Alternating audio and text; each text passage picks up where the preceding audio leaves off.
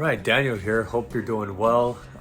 Today I am carrying the Les George VSET version 3. Just a fantastic, incredible knife. But the video is not about this guy. It's actually gonna be about this guy, the Protech Malibu. This is the DLT trading exclusive that dropped about a month or two ago. And so this comes in the M390 blade steel. I've had this knife for about 3 weeks, and so I feel like I have a better handle on this knife, and so I'm just gonna go ahead and do a review on this guy. So stick around, grab yourself a cup of hot cocoa, coffee, or tea, and we'll go ahead and turn this camera around and get on with it. All right.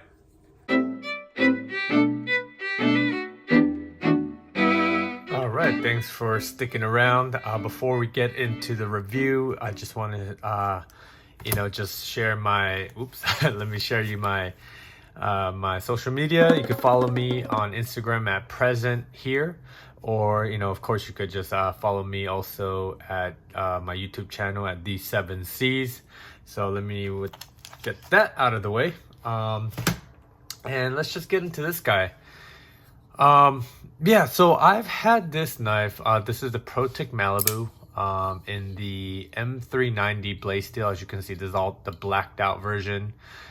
This was, I believe, a DLT trading exclusive, and they dropped this, about 3 or 4 weeks ago. So I got it at their drop, and so I just kind of want to share with you kind of my 3-week review of this knife. And so I've definitely carried and used this on a pretty regular basis, and so I just feel like I have a better handle on what this knife is all about. This is one of those knives that just out of the gate became incredibly popular, right? I believe it came out in 2020, I believe. I may be mistaken, but it's a fairly newcomer in the knife community. Compare that to something like the Paramilitary 2 has been around for years. The Protech Malibu, is a newcomer. And it's so interesting because Protech is known for their automatic knives, right? And so when they came out with this button lock flipper, it really kind of set the knife community on fire.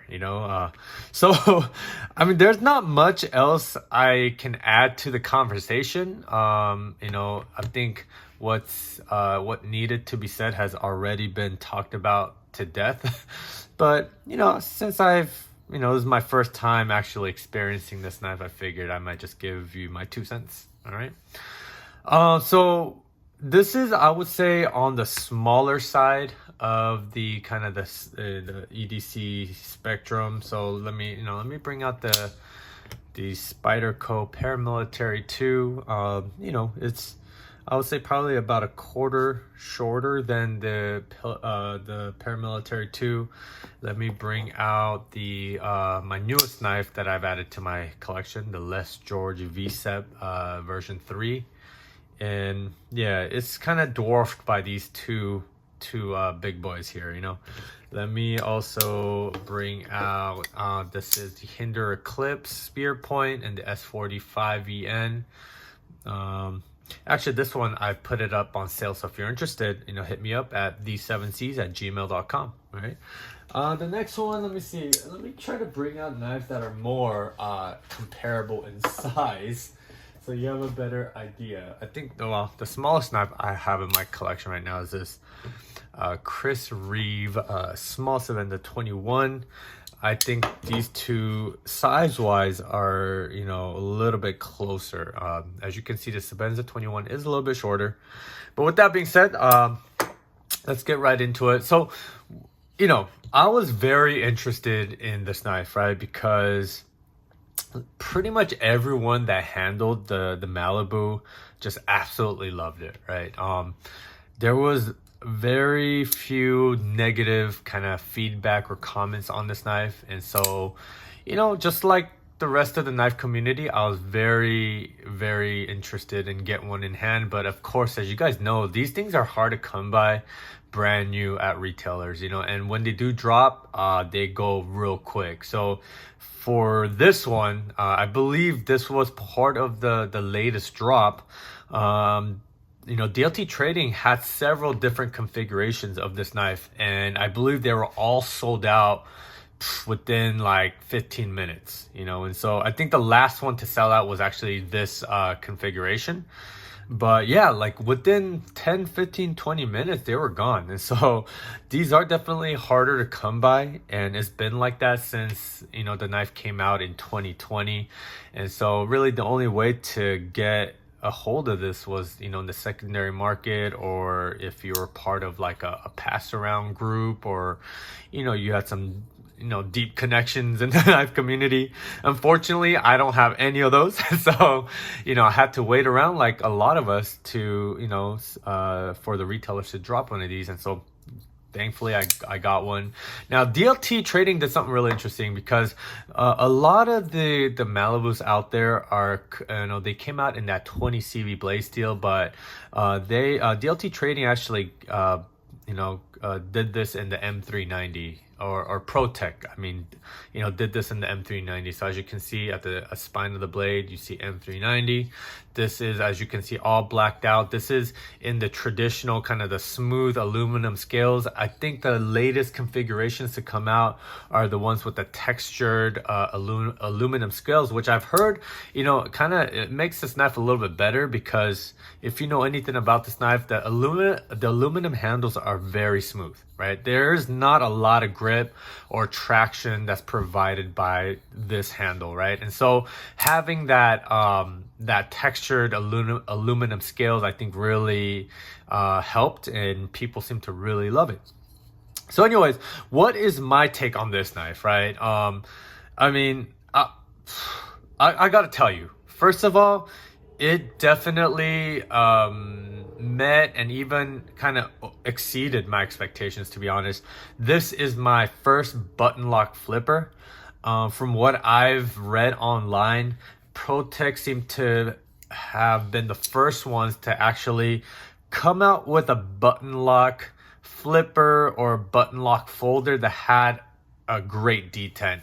So I don't know if in the past, like, you know, button lock flippers, they didn't really have good detents, but it seems like Protech kind of found that chemistry or that magic ingredient to really bring the button lock mechanism really into the forefront of the knife community, right? Prior to this, I would say, you know, probably, you know, the titanium, you know, the Reeve integral lock was probably, and it still is, the most popular locking mechanism around. So you still see this frame lock, you know, being used in, I would say, probably 80% of the folders that are coming out today. But we've also seen a huge increase of button lock folders, you know. So, you know, you see, you know, companies like We Knives, Savivi, you know, and a lot of other budget, you know, knife companies, or even like, you know, high-end, you know, production, you know, knife companies are coming out with button lock folders, because, you know, the knife community has definitely spoken that they love button lock folders. So anyways, with that being said, I could definitely see why people love the Protech Malibu, because the action on this guy is, I mean, it's freaking awesome. I don't know how else to put it. I'm gonna echo the giddiness that the knife community has been saying about the flipping action of this Malibu is just awesome. I mean, absolutely so addictive action. Like, gosh, I just can't get enough of the feel and the sound of the Malibu. Now the sound has definitely changed over the 3 weeks I've had it. If you reference my unboxing and first impressions video, I did mention that the sound, the acoustics sounded a little bit like atypical of what a Malibu would sound like. But as this knife is broken in, it definitely has that characteristic acoustics that the Malibu is known for, and it's just beautiful. I'll just shut my mouth for a second and let you give it a listen.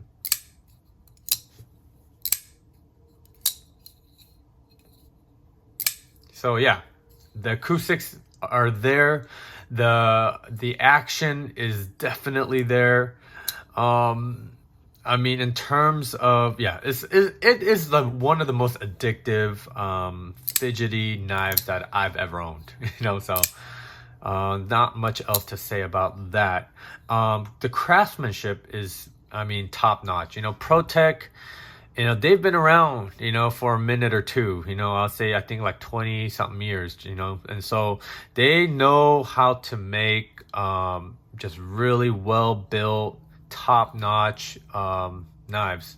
So, I don't see any issues with the craftsmanship. It is just absolutely impeccable. The scales are all, I don't see any machining issues or like mistakes or anything like that. I mean, it's the blade came centered. There you go. And yeah, even the way they DLC coated this blade is just perfect. Moving on, let me see. One of the kind of the minor question marks I had when I got this knife in was, people were saying that this was not the greatest slicer because of how thick the blade stock is. And, as you can see, this is like kind of like a saber grind. It's like a flat grind, like 3/4 of the way up. And so the edge thickness behind the cutting edge is relatively thick, I would say. I don't have any measurements for it, but if you look at other like review videos, you'll see that people do mention that. And so when I went to go ahead and use it, I had that kind of that picture in mind that it's not going to cut super well, but I was very surprised on how well this performed. I'll drop in like a video of the boxes. I have a ton of boxes that I have to clear out like every week, and so I have plenty of opportunities to put my knives through its paces because cardboard it's a relatively tough material, and it will kind of do a number on your knife if you cut through a lot of boxes, which I do. And so as you can see, I'm just cutting through boxes, and it did really, really well. I wouldn't even say that it just was an average cutter. I would say it was like an above average cutter, and so the edge seems to be hold its edge consistent with what M390 is known for. So it seems like Protech did the heat treat right on these guys. Even after cutting and breaking down a ton of boxes, as you can see, there's not a lot of wear on this blade. You might be able to see a little bit in some of the light, if the light might reflect it, but yeah, the coating on this blade is very durable. I know over time it'll start to kind of wear and whatnot, but so far it's held up very, very well. I've absolutely loved using this knife and carrying it around. One other thing I do want to mention, right, is that I do want to say some folks have mentioned that in terms of the way that the handle is designed, as you can see, the rear, the butt of the handle kind of narrows out, right? And so I think one of the kind of the gripes that people had, that it didn't feel like super ergonomic, right? And so here's my thought on it is, if you hold it in kind of like a traditional kind of grip like this, right, it definitely feels like there's a part of the handle that's a little bit lacking. It's not super hand feeling. Like in the front area, it definitely is, right? Because you have like that thicker kind of that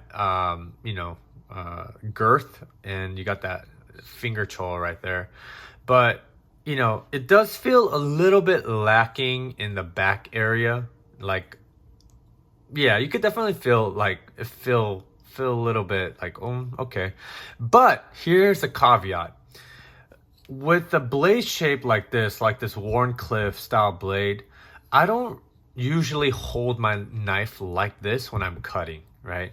Typically, I'll be using the pinch grip to really take advantage of that angle of the tip, right? To really just be able to kind of, as you can see, just, if this is like the surface, right?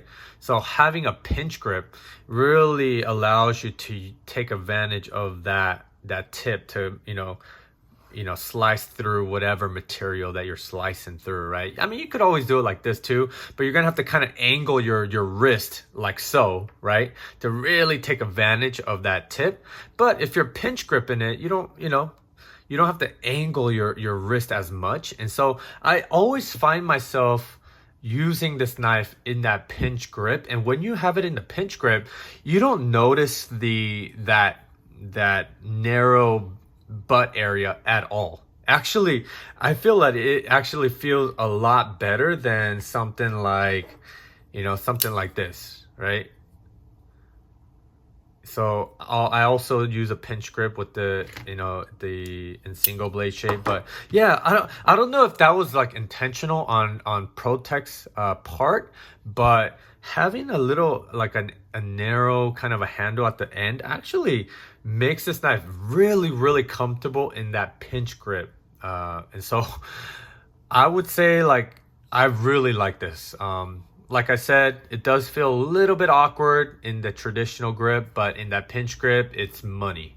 Absolutely money. And I really feel like this blade shape really lends itself to using that pinch grip, all right? Yeah, I mean, this knife, another thing is that I'm still not like fully sold on this pocket clip design.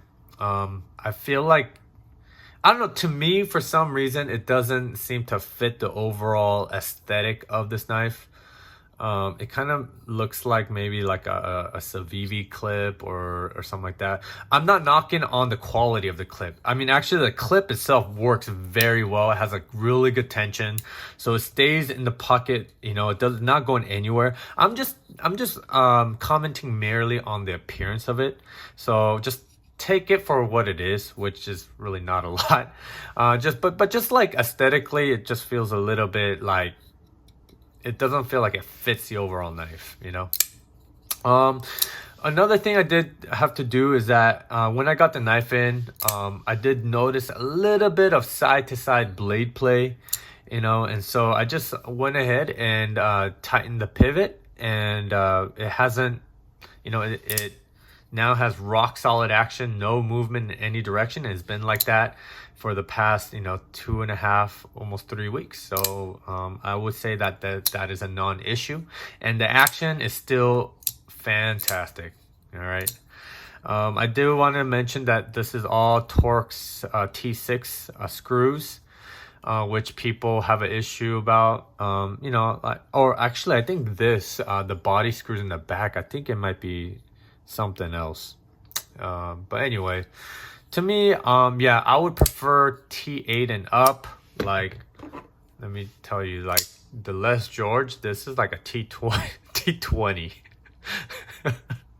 and that's like a T10, I believe. But yeah, but I always prefer that. But I'm not gonna knock Protech for that. I mean, this is a fantastic knife. The craftsmanship and the quality is top notch. The action is amazing. It carries well. It has a good profile. I love the way this knife looks.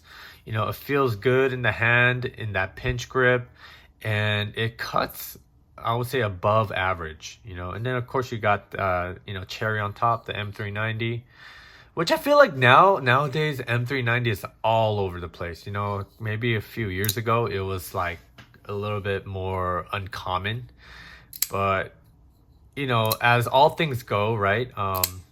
Like the newest knife steel will come out, it'll be in higher end knives, and then it'll get moved over to mid and even budget knives, and then a newer steel will come out, and it just that's how life goes.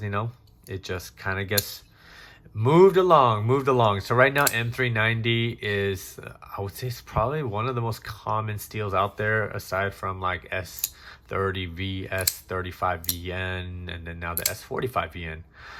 But yeah, with that being said, gosh, I mean, I don't know if I said anything unique or different than pretty much what the knife community has been saying about this guy.